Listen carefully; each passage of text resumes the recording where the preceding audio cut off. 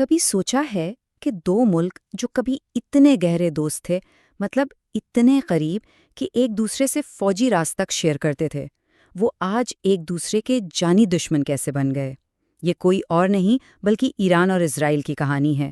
ایک ایسی کہانی جہاں دوستی گہری، بہت گہری دشمنی میں بدل گئی۔ تو آئیے آج اسی الجھے ہوئے رشتے کو سمجھنے کی کوشش کرتے ہیں کہ آخر یہ سب کچھ ہوا کیسے اور کیوں۔ یہ جو الفاظ ہیں نا، یہ آج کے تعلقات کی کڑوی حقیقت ہیں۔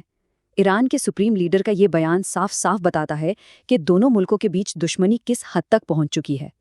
لیکن بات ہمیشہ سے ایسی نہیں تھی، بلکہ سچ تو یہ ہے کہ اس انتہا پر پہنچنے سے پہلے ایک بالکل ہی مختلف دور تھا۔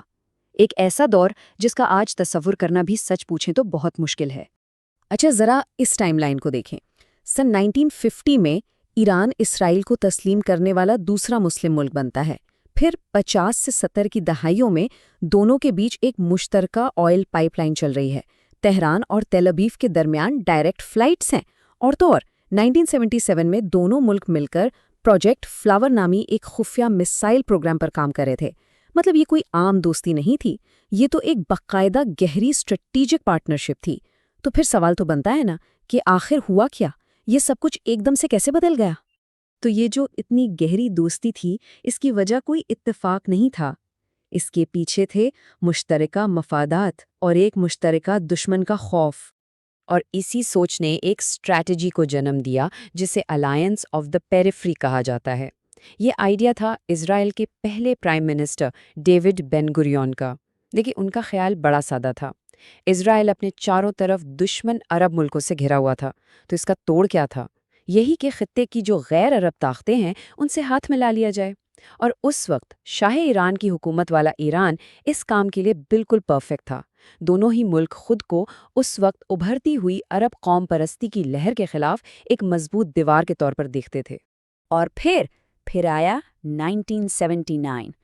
یہ سال ایک ایسے زلزلے کی طرح تھا جس نے نہ صرف ایران بلکہ پورے مشرق وسطیٰ کا نقشہ ہی ہمیشہ کے لیے بدل دیا۔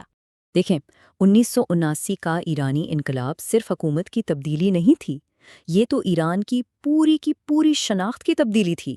ایک مغرب دوست سیکولر بادشاہت ختم ہوئی اور اس کی جگہ لی ایک انقلابی اینٹی ویسٹرن اسلامی جمہوریہ نے۔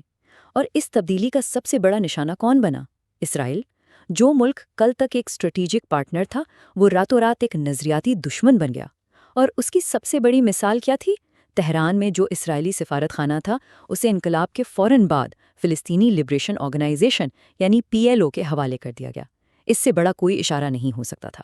اور انقلاب کے بانی آیت اللہ خمینی نے اس نئی سوچ کو بالکل واضح کر دیا۔ انہوں نے کہا کہ امریکہ بڑا شیطان ہے اور اسرائیل چھوٹا شیطان۔ اب یہ صرف کوئی سیاسی نعرہ نہیں تھا، نہیں، یہ نئے ایران کی فارن پالیسی کی بنیاد بن گیا۔ مطلب اب اسرائیل کی مخالفت کوئی سیاسی ضرورت نہیں رہی، بلکہ ایک مذہبی اور نظریاتی فرض بن گئی تھی۔ اچھا، اس نظریاتی تبدیلی کے بعد ایک بالکل نئی قسم کی جنگ شروع ہوئی۔ یہ جنگ کھلے میدانوں میں نہیں لڑی جا رہی تھی، بلکہ پردے کے پیچھے سے اپنے حمایتی گروہوں یعنی پراکسیز کے ذریعے۔ اسی کو شیڈو وار کہتے ہیں۔ اور اس شیڈو وار کو لڑنے کے لیے ایران نے جو نیٹ ورک بنایا اسے ایکسس آف ریزسٹنس یا مزاحمت کا محور کا نام دیا گیا۔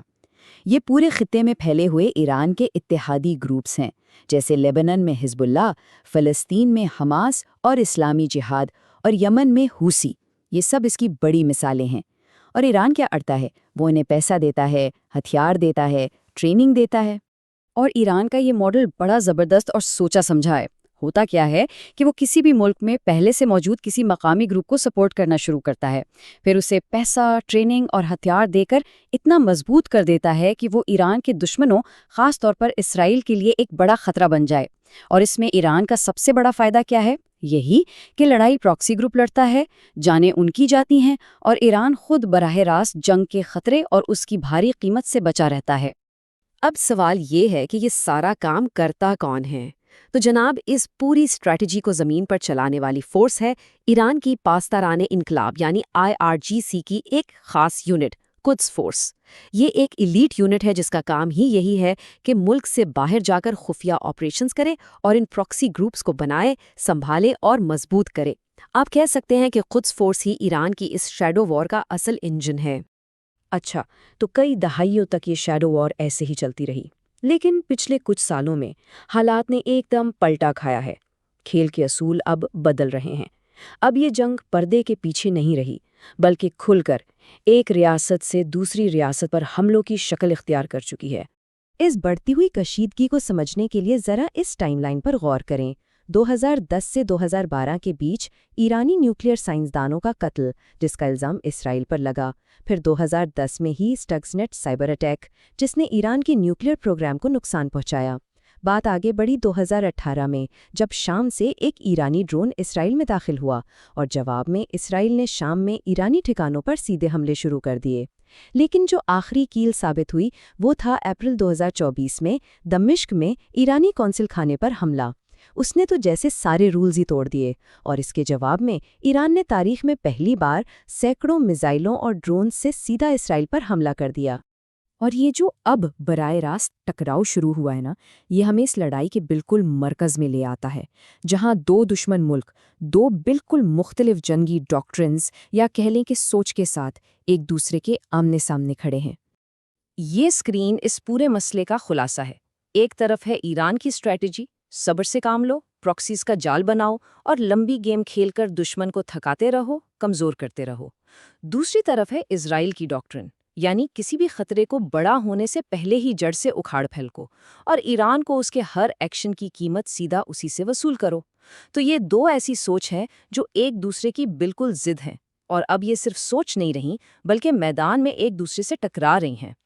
تو پھر آخر میں ہم اسی سب سے بڑے اور اہم سوال پر آ کر کھڑے ہو جاتے ہیں، اب جب کہ دونوں ہی طرف اپنی اپنی اسٹریٹجی پر ڈٹے ہوئے ہیں اور اب تو براہ راست حملوں سے بھی پیچھے نہیں ہٹ رہے، تو کیا یہ جو دہائیوں سے چلنے والی شیڈو وار ہے، اسے مزید قابو میں رکھا جا سکے گا، یا پھر ایک بڑی کھلی اور تباہ کن جنگ اب ہو کر ہی رہے گی؟